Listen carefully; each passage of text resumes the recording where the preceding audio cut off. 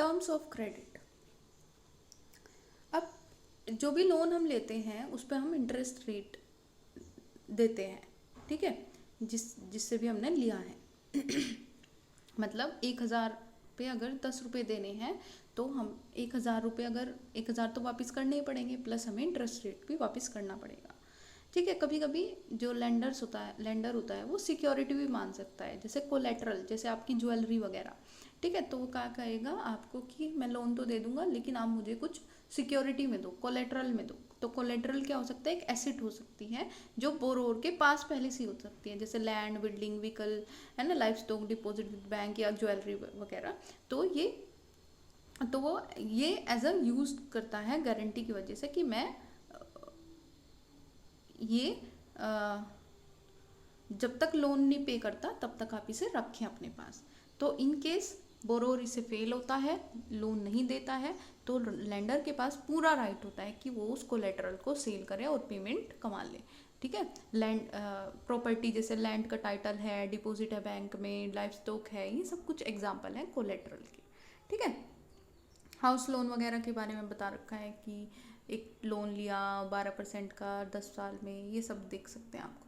अब interest rate, collateral, document requirement, ठीक है, मोड ऑफ रिपेमेंट किस तरह करेंगे, ये सब हमारी एक टर्म ऑफ क्रेडिट होती है। टर्म्स ऑफ क्रेडिट जैसे टर्म्स एंड कंडीशन होती है ना, ऐसी टर्म्स ऑफ क्रेडिट भी होती हैं कि इंटरेस्ट रेट, कोलेटरल क्या है, डॉक्यूमेंट कैसे कैसे रिक्वायर्ड होंगे, ठीक है। टर्म्स ऑफ क्रेडिट क्या होता है, वो वेरी कर सकता है, ठीक है, वन क्रेडिट से दूसरे के, कि किसी में टर्म्स ऑफ क्रेडिट बहुत हाई हो सकती हैं, किसी में बहुत ईजी भी हो सकती है। नेचर ऑफ लेंडर भी हो सकता है, बोरोवर भी हो सकता है, इन सब के बारे में हम पढ़ेंगे आगे, ठीक है।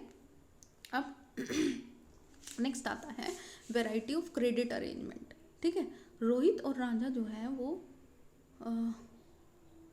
उन्होंने ये टर्म्स ऑफ क्रेडिट के बारे में पढ़ा, तो उन्हें और जानना था इस बारे में कि क्या है उनको, तो कैसे प्रोवाइड करते हैं लोग। तो अब देखा उन्होंने, कुछ पढ़ा उन्होंने, ठीक है, लोगों के पास गए और उन्होंने कुछ रिकॉर्ड पढ़े, जैसे we had directly from the field we were most farmers and labours would be worked at the field were planted.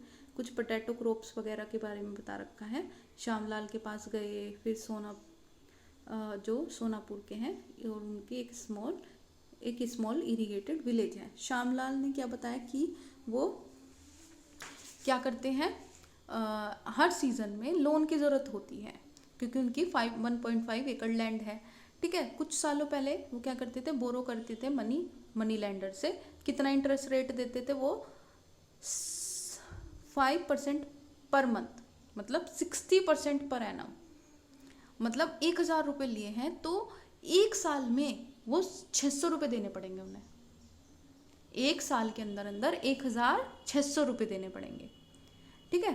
तो फ्यू ईयर्स में श्यामलाल जो है वो बोरो करता रहा एग्रीकल्चर ट्रेडर्स वगैरह से इंटरेस्ट रेट, फिर एग्रीकल्चर ट्रेडर्स से भी खरीदा उन्होंने 3% पर मंथ, ठीक है। उन्होंने 5% था तो उनका 3%, तो 36% पर एनम हो गया। तो ट्रेड सप्लायर्स जो थे वो क्या करते थे, कुछ इनपुट्स प्रोवाइड कर देते थे क्रेडिट में, और बाद में वो पे कर देते थे, जब भी रीपे कर देते थे जब भी वो हार्वेस्टिंग का टाइम होता था। Interest charge on loan, trader क्या कहते थे कि हमें अपनी क्रॉप बेचनी है, ठीक है, और ट्रेडर क्या करते थे कि मनी हम तुम्हें अभी के अभी दे देंगे, तभी के तभी दे देंगे, ठीक है। मतलब जैसे कहीं मंडी वगैरह में बेचने गए तो बाद में भी मिल सकती है, लेकिन उन्होंने क्या कहते हैं, तुम जो भी उगाओगे हम साथ के साथ पेमेंट कर देते थे, ठीक है। क्रॉप प्राइस वो कम हो जाते थे हार्वेस्ट के बाद, तो ट्रेडर उससे क्या करते थे, पैसा कमाते थे, है ना। लो प्राइसेस पे कम खरीदते थे और प्राइस जब बढ़ जाते थे तब बेचते थे, ठीक है। तो ये हमने देखा। नेक्स्ट आते हैं अरुण है, जो सुपरवाइज कर रहा है फार्म लेबर को। 7 एकड़ लैंड है और फ्यू पीपल हैं सोनापुर के जो बैंक लोन ले रहे हैं फॉर कल्टीवेशन। इंटरेस्ट रेट देखो कितना है, 8.5% पर एनम। वहाँ कितना बेटर था, इधर 36 या 60 पर एनम। ठीक है, एनी टाइम नेक्स्ट 3 ईयर्स में कभी भी दे सकते हैं। और उनका इंस्टेंटली देना होता था हार्वेस्टिंग के बाद। तो उन्होंने कहा कि हार्वेस्टिंग जब भी होगी मैं जब अपनी सेल करूँगा क्रॉप तभी दे दूँगा। तो उन्होंने क्या सोचा कि मैं कुछ अपना स्टोर भी कर लेता हूँ पोटैटोज को कोल्ड स्टोरेज में। अब कोल्ड स्टोरेज में पोटैटो स्टोर करे तो वहाँ से क्या करा, उसे अगेंस्ट स्टोरेज रिसिप्ट ली और फ्रेश लोन ले लिया। ठीक है, क्योंकि बैंक ये फैसिलिटी भी प्रोवाइड करता है। ठीक है, क्रॉप लोन अगर लेना चाहो। नेक्स्ट आते हैं रमा। नेबरिंग फील्ड में काम करती है, एग्रीकल्चर लेबर है। सेवरल मंथ्स कुछ महीने ऐसे होते हैं रमा के पास कोई काम नहीं होता और अपने डेली एक्सपेंसेस के लिए भी उसे लोन लेना पड़ता है। ठीक है, जैसे सडन इलनेस हो गई, फंक्शन हो गया, ठीक है, तो वो भी लोन लेना पड़ेगा। तो एम्प्लॉयर या मीडियम लैंड ओनर्स जो हैं उनसे क्रेडिट लेती है और वो भी 5% पर एनम से इंटरेस्ट चार्ज करती हैं। तो वो कैसे करती है, पे करती है कि वो उनकी लैंड, वो उनके घर में या कैसे भी काम करते हैं। तो कुछ भी हुआ कि पहला लोन चुका नहीं कि उसे फ्रेश लोन लेना पड़ जाता है। अब उसके पास 5,000 है, 5,000 लोन पैसे देने हैं। ठीक है, और लैंड ओनर उसे ढंग से ट्रीट नहीं करता, लेकिन फिर भी उसे वहाँ पे काम करना पड़ेगा क्योंकि उसका लोन पेमेंट करना रह रहा है। ठीक है, वहाँ पे कोई बैंक नहीं है, इसलिए लैंड ओनर या एम्प्लॉयर्स जो हैं उन पे ही उन्हें डिपेंड रहना पड़ता है। नेक्स्ट आता है लोन फ्रॉम कोऑपरेटिव्स। ठीक है, हमने बैंक का देखा, मनी लेंडर, ट्रेडर्स, इनका देखा हमने। ठीक है, नेक्स्ट आता है लोन फ्रॉम कोऑपरेटिव। एक और चीप क्रेडिट सोर्स जो रूरल एरिया में हो सकता है वो है कोऑपरेटिव सोसाइटीज़। जो क्या होते हैं, कोऑपरेटिव के मेंबर्स जो होते हैं वो मतलब पैसे इकट्ठा करते हैं अपना। ठीक है, कोऑपरेटिव अलग अलग तरह की हो सकती है, जैसे फार्मिंग, वेविंग, इंडस्ट्रियल वर्कर की। ठीक है, जैसे कृषक कोऑपरेटिव फंक्शन सोनापुर में है। इसमें 2300 फार्मर्स मेंबर हैं। वो डिपॉजिट एक्सेप्ट करते हैं मेंबर से और उस डिपॉजिट को एज अ कोलेटरल फिर वो बैंक से लोन ले पाते हैं। ठीक है, और फिर वो प्रोवाइड करते हैं किसी भी मेंबर को अगर लोन चाहिए तो। वंस जब भी पे कर देते हैं वो, तो फिर से दोबारा से वो लैंडिंग कर सकते हैं। कृषक कोऑपरेटिव जो है वो जैसे एग्रीकल्चरल इम्प्लीमेंट्स या कल्टीवेशन या एग्रीकल्चर ट्रेड, फिशरी लोन वगैरह, इन सब के लिए भी लोन देता है। ठीक है, नेक्स्ट आते हैं formal sector credit in India.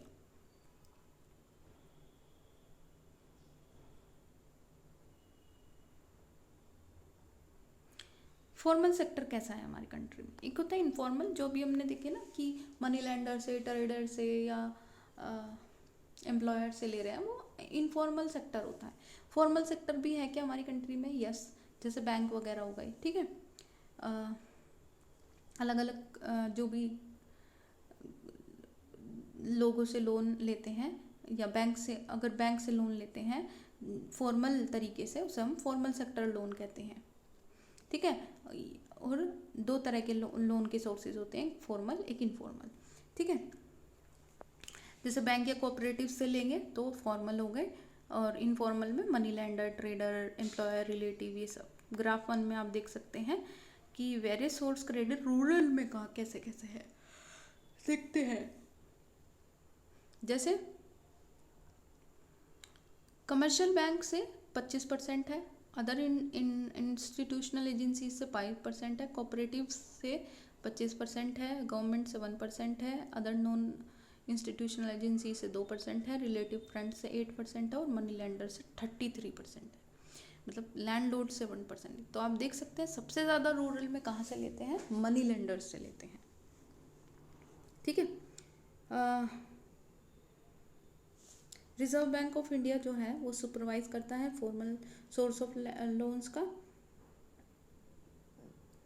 Minimum cash balance बना के रखेंगे और वो सब जो भी डिपॉजिट रिसीव किया है, और आरबीआई जो है वो मॉनिटर करता है सारी की सारी एक्टिविटीज़ को। और आरबीआई जो है वो लोन जो देता है वो सिर्फ प्रॉफिट मेकिंग बिजनेस के लिए को नहीं देता, वो ट्रेडर्स को नहीं देता, बल्कि मेन प्रियोरिटी सेक्टर्स लेंडिंग भी होता है एक, मतलब प्रियोरिटी उनको दी जाती है, जैसे वुमेन्स हो गई या फार्मर्स हो गए, स्मॉल स्केल बिजनेसमैन्स जो हो गए, उनको भी लोन देता है। ठीक है।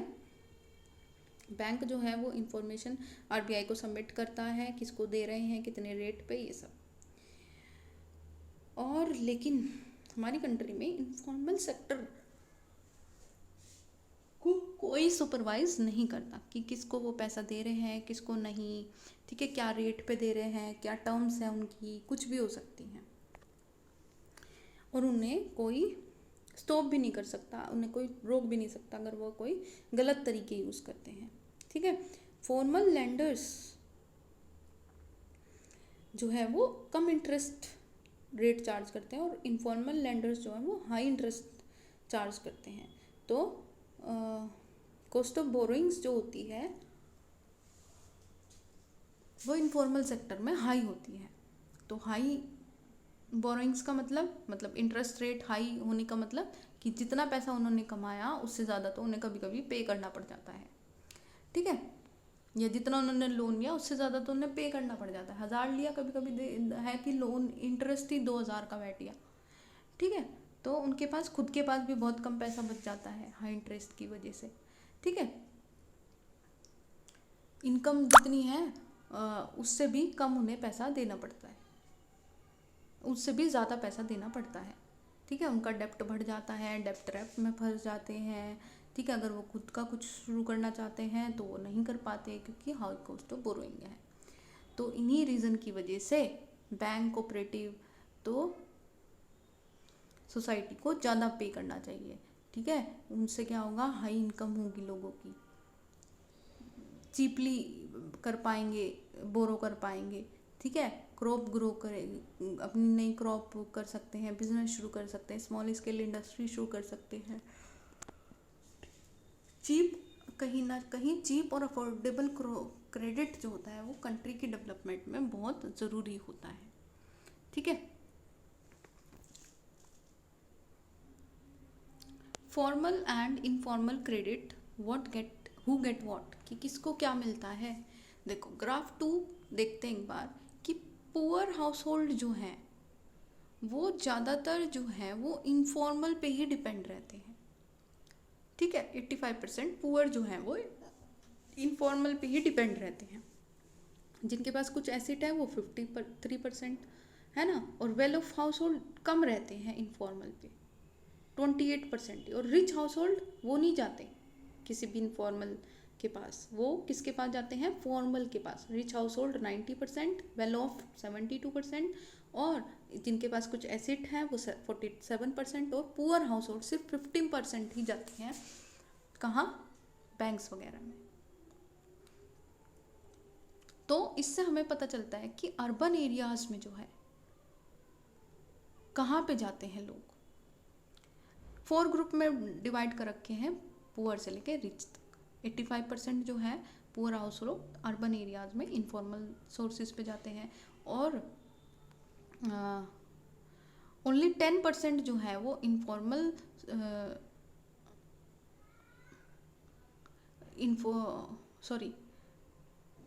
10% जो है वो सिर्फ इनफॉर्मल पे रिच जाते हैं। ठीक है, तो और वही हम रूरल एरियाज में भी देख सकते हैं।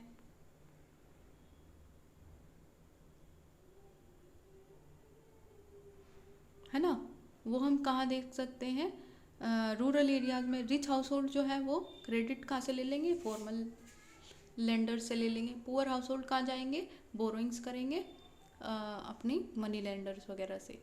तो इससे हमें क्या पता चलता है, फॉर्मल सेक्टर जो है वो half of the total credit need वो सिर्फ रूरल पीपल की हाफ ही कर पा रहा है, ठीक है। वो और जो उनकी क्रेडिट नीड है वो इनफॉर्मल सोर्स से ही उन्हें पूरी करनी पड़ती है, ठीक है। इनफॉर्मल सेक्टर्स क्या करते हैं, बहुत ज़्यादा इंटरेस्ट रेट चार्ज करते हैं और कुछ भी उनकी इनकम इंक्रीज नहीं होती। तो ज़रूरी है बैंक और कोऑपरेटिव का इंक्रीज होना रूरल एरियाज़ में, ठीक है, जिससे वो डिपेंड कम होना शुरू हो जाए क्रेडिट के लिए इनफॉर्मल सोर्सेज पे, ठीक है। और सेकेंडली फॉर्मल सेक्टर्स जो है वो एक्सपेंड होना चाहिए जिससे सब लोन ले पाए। रिच हाउस होल्ड जो है वो फॉर्मल सेक्टर के पास जा रहे हैं और पुअर्स को अभी भी इनफॉर्मल सोर्सेज पे डिपेंड होना पड़ रहा है। तो फॉर्मल क्रेडिट्स जो है वो इक्वल होना चाहिए पुअर के लिए भी और रिच के लिए भी, जिससे पुअर भी बेनिफिट उठा सके चीप लोन्स का, ठीक है। नेक्स्ट आते हैं सेल्फ हेल्प ग्रुप। वे क्या होते हैं, हमने देखा पुअर्स जो होते हैं वो किस पे डिपेंड होते हैं, इनफॉर्मल सोर्सेज पे। तो बैंक सब जगह नहीं है, सब जगह प्रेजेंट नहीं है और बैंक से लोन लेना भी थोड़ा डिफ़िकल्ट रहता है, ठीक है। इनफॉर्मल सोर्सेज ज़्यादा टर्म्स कंडीशन नहीं लगाते, बस इंटरेस्ट रेट ज़्यादा लगा लेते हैं, पैसे जल्दी दे देते हैं। तो बैंक लोन जो है वो डॉक्यूमेंट्स वगैरह कोलेट्रल मांगते हैं। कोलेट्रल ना होने की वजह से पुअर्स जो है, क्योंकि उनके पास ज़मीन ज़्यादा वैसे ही नहीं है कि कहीं हम पैसे ना दे पाए, वो हमारी वो ना ले ले, लैंड ना ले ले, इसलिए वो मनी लेंडर्स के पास ही जाते हैं। तो इनफॉर्मल सेक्टर्स जैसे ये सब हो गए मनी लेंडर वगैरह, वो उन्हें पर्सनली जानते हैं, ठीक है, उन्हें बिना कोलेट्रल के पैसे दे देते हैं। तो जो पुअर्स जो होते हैं वो मनी लेंडर के पास ही जाते हैं कि, और वो दोबारा से भी जा सकते हैं बैंक वो मनी लेंडर के पास, इवन अगर उन्होंने पहला लोन भी पे नहीं करा। हाई इंटरेस्ट रेट चार्ज करेंगे, रिकॉर्ड ट्रांजैक्शन का कोई रिकॉर्ड नहीं बनाते और हैरेस करते हैं पुअर्स को, ठीक है। तो नया तरीका लोगों ने शुरू कर दिया है पुअर्स ने, ठीक है, रूरल पुअर ने। तो ज़्यादातर वुमेंस ने, उसे क्या कहते हैं, सेल्फ हेल्प ग्रुप, ठीक है।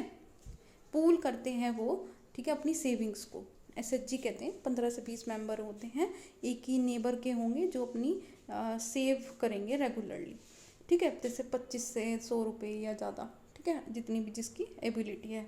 फिर स्मॉल लोन्स भी ले सकते हैं, ग्रुप से भी ले सकते हैं अपनी डिमांड को फुलफिल करने के लिए, है ना। और वो इंटरेस्ट चार्ज करते हैं, लेकिन मनी लेंडर जितना चार्ज करते हैं उससे कम करते हैं, ठीक है। 2 ईयर 1 या 2 साल के बाद वो रेगुलर होते हैं अगर सेविंग में, तो वे एलिजिबल हो जाते हैं, जिससे वो बैंक से भी लोन ले पाए।